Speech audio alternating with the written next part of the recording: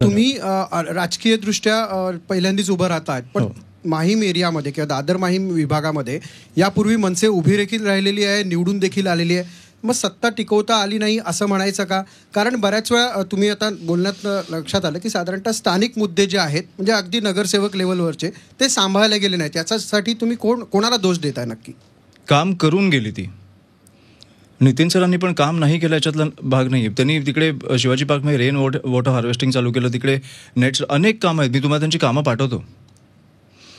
कसा होता, एक काळ बदलतो ना. 2014मध्ये मोदींची लाट आली, 17मध्ये मी आजारी होतो, त्याच्यातनं बाहेर येतो तो 19ला, म्हणून आम्ही 10 दिवस आधी उमेदवारी दिल्या.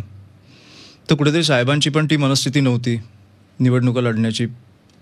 मी कुठेतरी, आम्ही अख्खं परिवार कुठेतरी फोर्स करून ते करून घेतलं, कारण शेवटी एक पक्ष आहे. पण शेवटी मी त्या आजारातनं बाहेर येताना मला कळू शकते की एक वडील म्हणून काय विचार आहे. 24ला आम्ही जे उतरलोय ते 100% उतरलोय,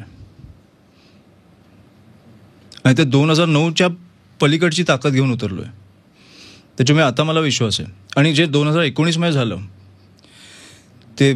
तो जो ब्लंडर झाला, त्याच्यानंतर मला वाटतं लोकांचा कुठेतरी राजकारणावरचा विश्वास कमी झाला आणि साहेबांवरचा वाढला आहे.